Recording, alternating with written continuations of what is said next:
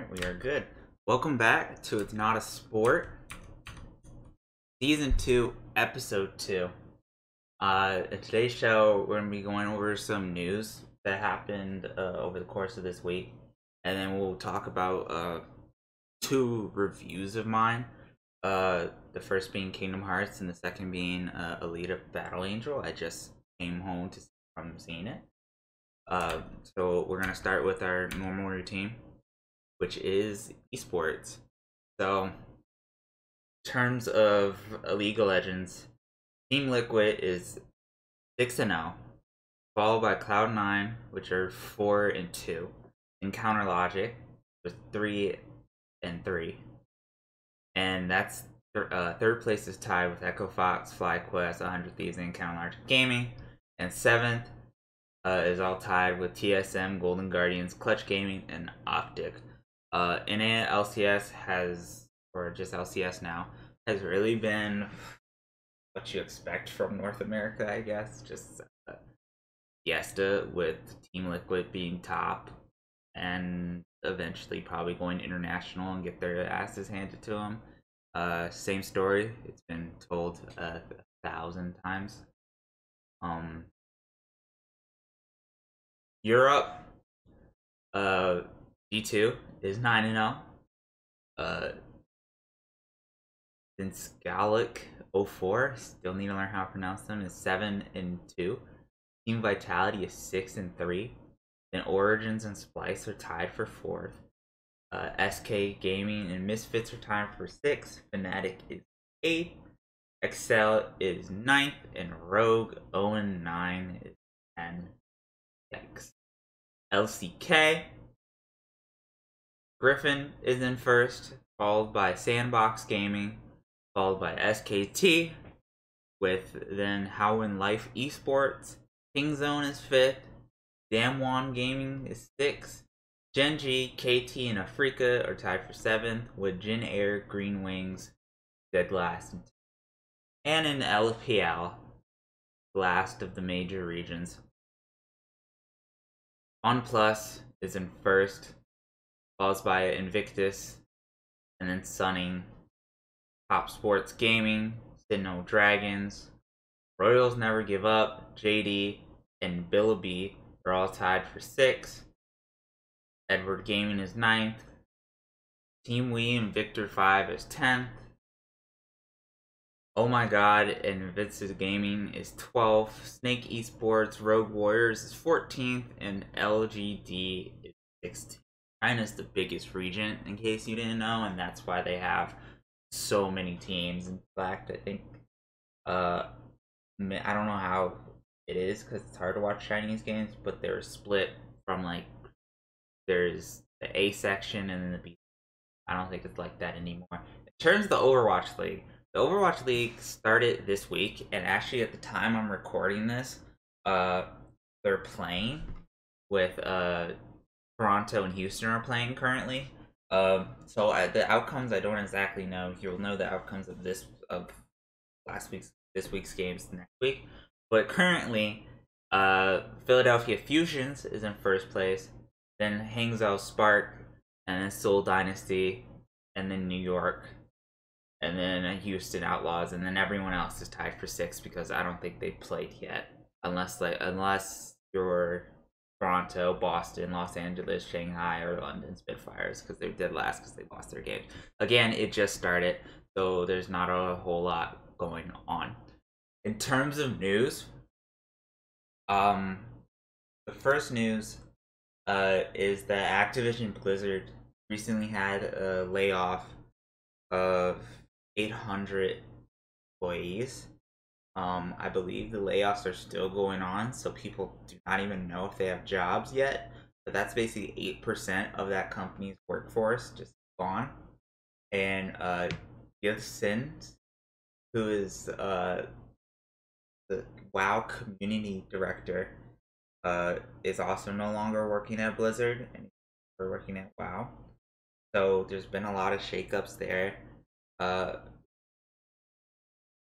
Really, I think we're seeing these shakeups because, well, the interesting thing is that, like, so if you didn't know, Bungie split from Activision, and they were making Destiny. Uh, the reason why Activision gave them Destiny was because apparently because it was joint, they weren't making as much money from the game as they would if they were working if they like with Call of Duty, because they own Call of Duty like 100% of it.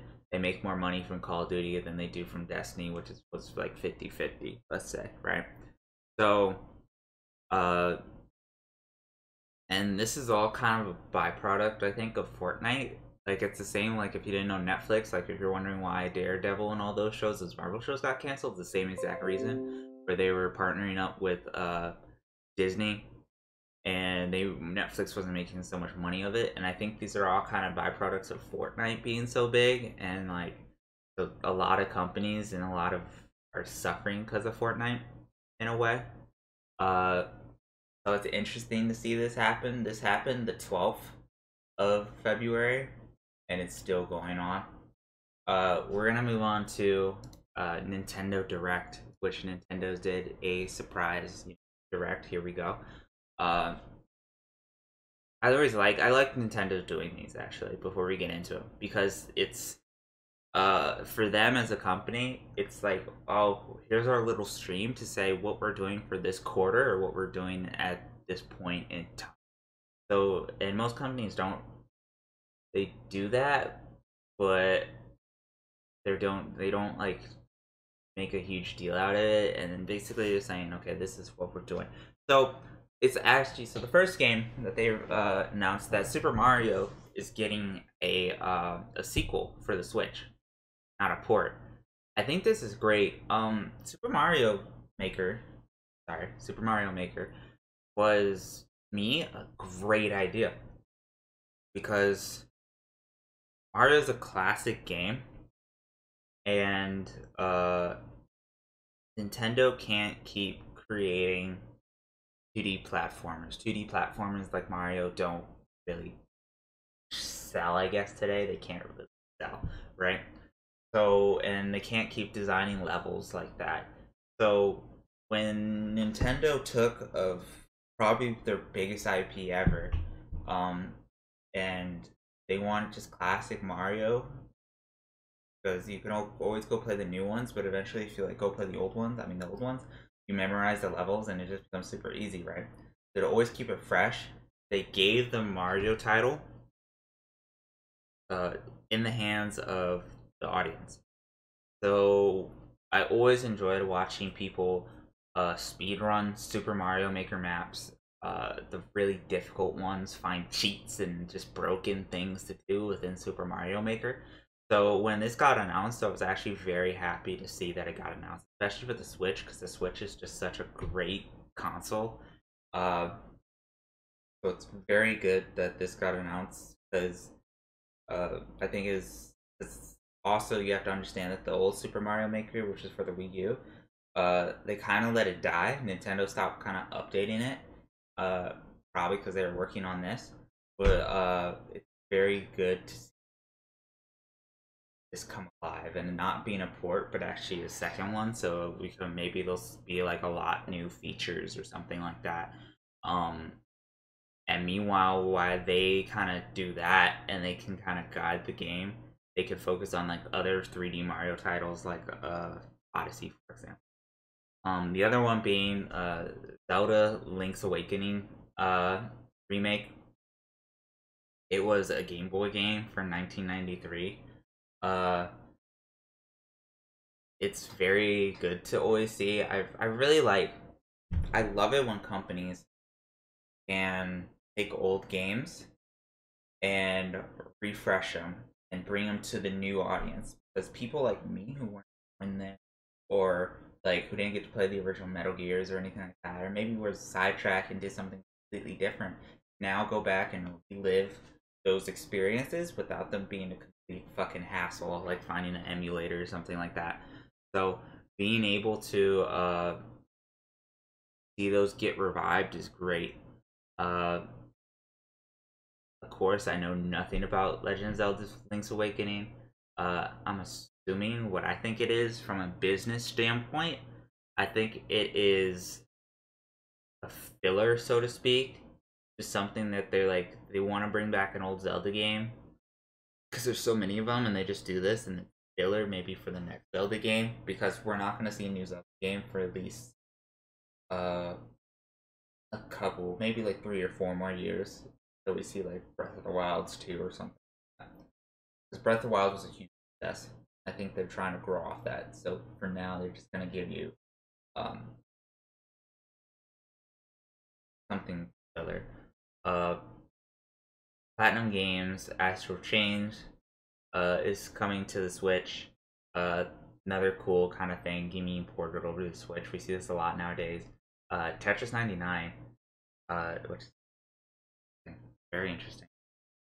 So Tetris 99, didn't know, is the Tetris Battle Royale game. It came out a couple days ago. I've seen people play it. I haven't played it. I have my Switch right here. I should just download and play it. But to me, the interesting way of reviving Tetris and bringing it back. My friend, the last guest we had on the show, TJ Nakano, he's into Tetris, and I've seen him play it, and he's actually like insane, crazy, like actually how good he is at that. You know? And it is always a one-on-one battle, but them taking it and putting it into battle royale format and how they've done it is actually like mind-blowing to me. I think it's a genius move, just trying to bring back a classic Tetris game and put it into the battle royale format, especially how big battle royale is right now. After that, we have Fire Emblem Three Horses arrives in July. Boy backs debates on the Switch. That's pretty much it for Nintendo Direct. Apart from that, Frozen 2 trailer was created this week, which to be honest was only a matter of time, especially when I saw it in Kingdom Hearts. Frozen itself, I don't think made Disney a lot of money. It was the song, Let It Go, that made them a huge shit ton of money. I think that's why people really liked Frozen. Frozen was kind of, if you think about it from a story standpoint, was just kind of a generic story. Wasn't a whole lot to it. But now that we have Frozen 2, especially with Disney now, if you look at like what they've announced in the Disney lineup, they're running out of ideas. Disney's losing it, they're running out of ideas. So it's interesting to see that he announced. Other than that, Evo 2019 comes out, or is going on right now. So if you're into fighting games and you want to see, fighting the Street Fighter, Mortal Kombat, or like Mortal Kombat 11, Super Smash Bros. Ultimate, of course, how could you forget, comes out, or you can watch professionals play it in Evo Japan 2019 right now. So the last thing I want to talk about, which I think is very interesting, is that if you've been following what's going on right now, last week we talked about Apex Legends, and that was a new battle royale game that just came out, and it been blowing up. It's been top of Twitch viewership for like 2 weeks or so now, because it's been out for 2 weeks. I've been playing it. I like it a lot more than Fortnite personally. The two cannot be compared. Go back and watch our previous episodes and all that. But why I think it's interesting is that it has pushed Epic Games to do a lot of things. Because if you've been looking at Fortnite, they came out with the most recent patch, and read the patch notes. I'm gonna find them.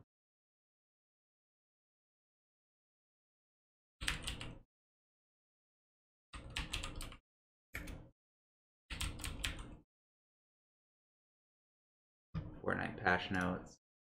Here we go. This is for 7.14. So a lot of people in Fortnite, because I follow it, want the game to be pushed more competitively. They want a actual rank system.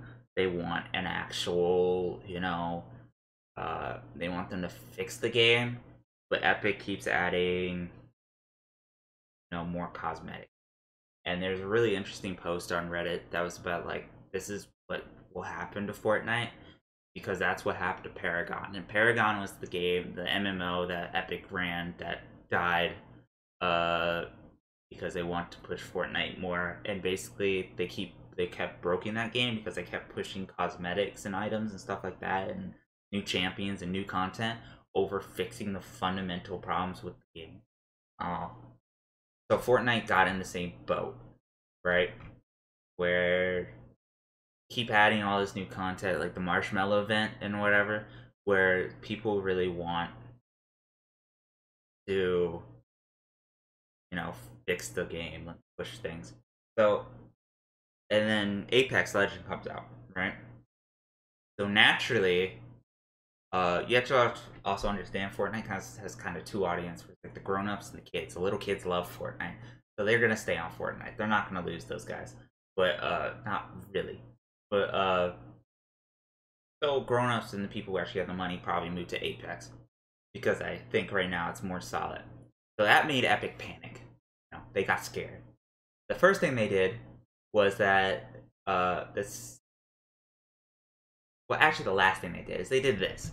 And this is basically you can earn the battle pass, next battle pass, for free if you play the game right now and do challenges. Okay, this is the last thing that they did. Basically giving you the incentive. You already kind of get the battle pass for free if you just like spend money, but basically doing the incentive of continue to play Fortnite, to bring people back because you get the battle pass, you can get all the rewards with it for free. This is their last final hoorah. Maybe this worked. I don't know if it worked. Um, but it's a sign of them panicking. From strategy, it's a sign of weakness. Okay.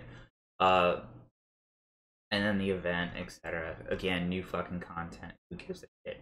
Blah blah blah blah blah blah blah. But from the competitive standpoint, here we go. So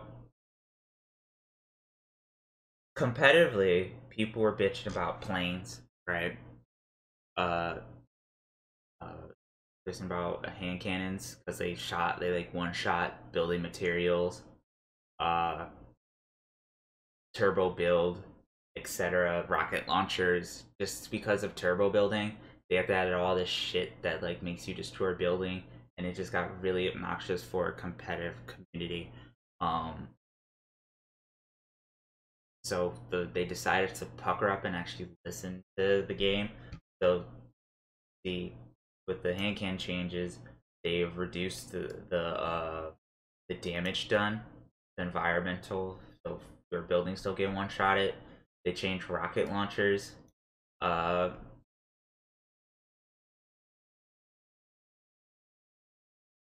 they fixed bugs.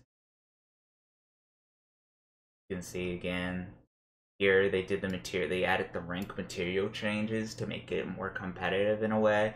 They fixed zip lines, etc., etc., etc. If you're interested, go read the patch notes for yourself. Point being is that they finally actually kind of fixed their game a little bit because of Apex, you know. And the first thing that they actually did, the first thing that Apex, like when on the day that Apex released, the streamer, the content code, uh, uh, that if you buy something, you give the content, they get the money too. They gave it like they upped the amount of money the content creators played, so people still like stream and play their game. So it's very interesting to see Epic panic like that. And if you're, yeah, it's an interesting concept because they're scared. And in my opinion, uh, Apex has its problems. Every game has its problems, but Apex is kicking Fortnite's ass, at least in this first two. And I think that uh, depending on how Apex goes, depending on how hard Epic tries, it's going to become maybe a realm of uh, where people who want a more competitive battle royale, more kind of faster paced battle royale, uh, and unless like Mimi Battle Royale goes to Apex and the kids stay in Fortnite. Which if that happens, personally I'm fine with it. Uh, Apex is a lot easier, I think, to get into than Fortnite. Building is just a huge mechanic that just changes things. So moving on, I just got in. I just saw Alita Battle Angel, and first off, I have to say I think I went into the movie. Unlike if you listen to our previous reviews, I went to the movie a little biased because the dude who plays, I believe Hugo's the character, uh, the love interest of the movie, he's a friend of mine. So of course I want the movie to do well. Overall, I thought the movie was okay. Um, the dialogue wasn't as bad as like Infinity War, for instance. Uh, the CG wasn't bad at all. I saw it in 3D, and I actually thought the CG was actually pretty decent. It was actually pretty good. Uh, but problems are with everything that kind of is a Hollywood trope. It's really a byproduct of Hollywood and not the movie itself.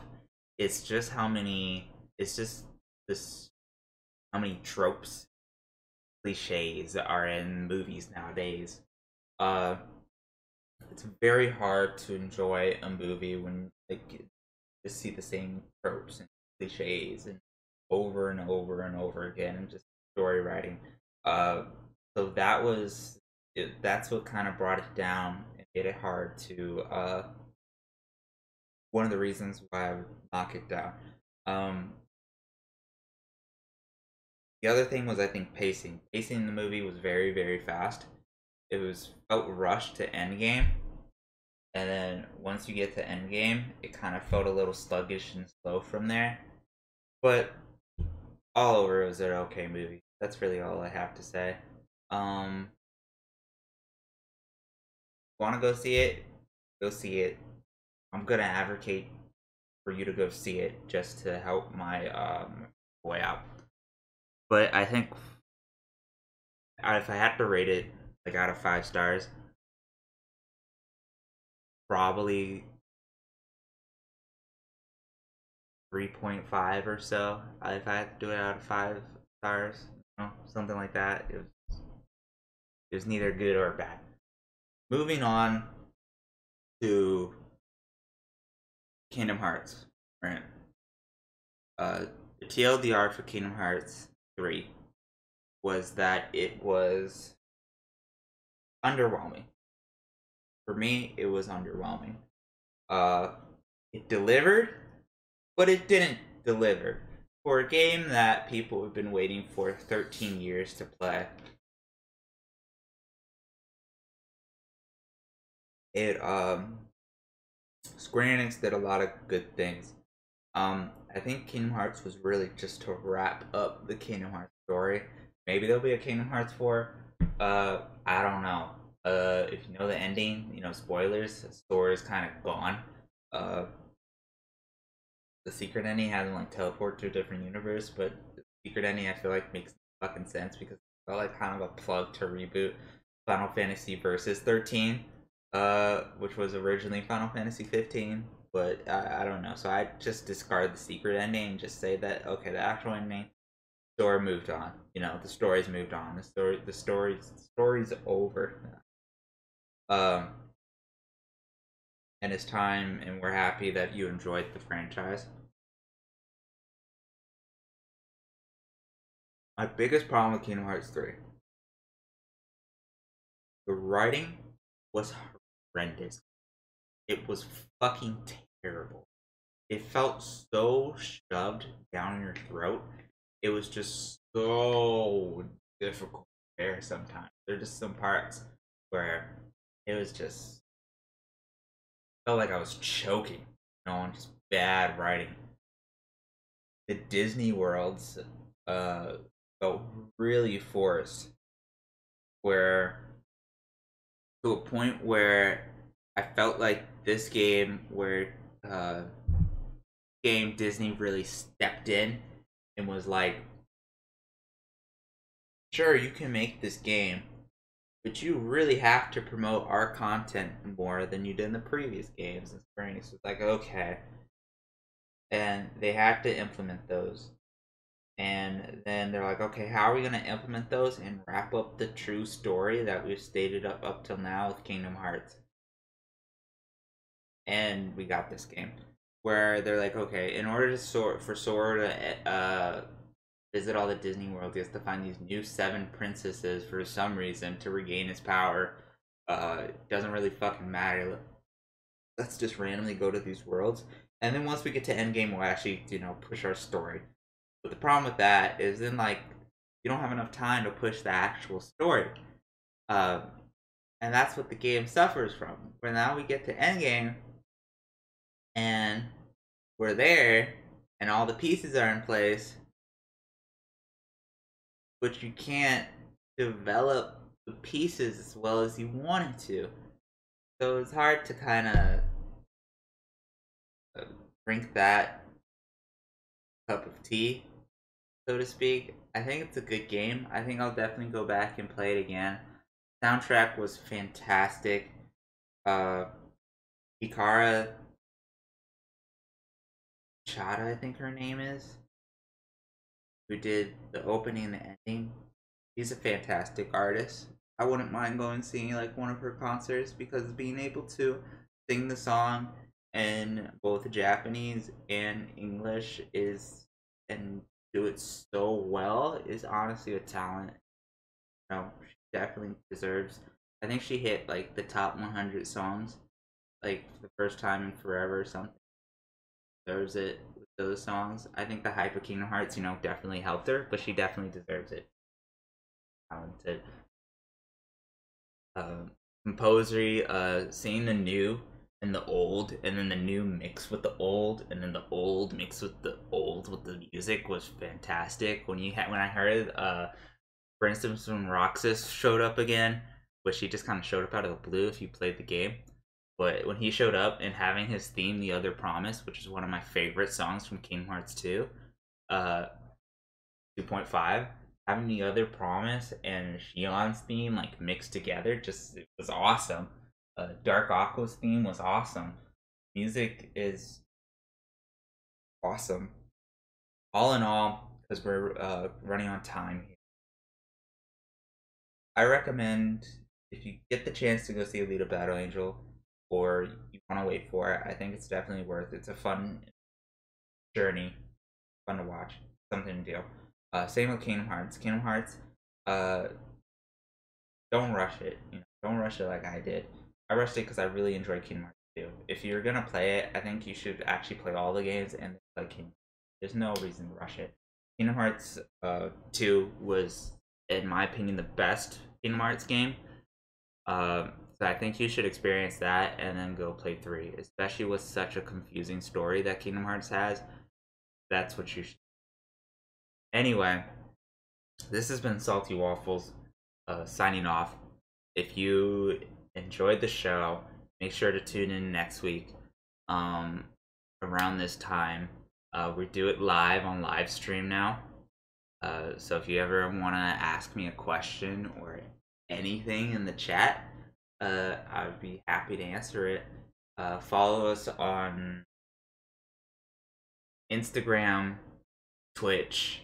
You can listen to past shows all on the YouTube channel, or the most kind of current shows in the last couple of months on the SoundCloud. We're also on iTunes. Thank you for listening.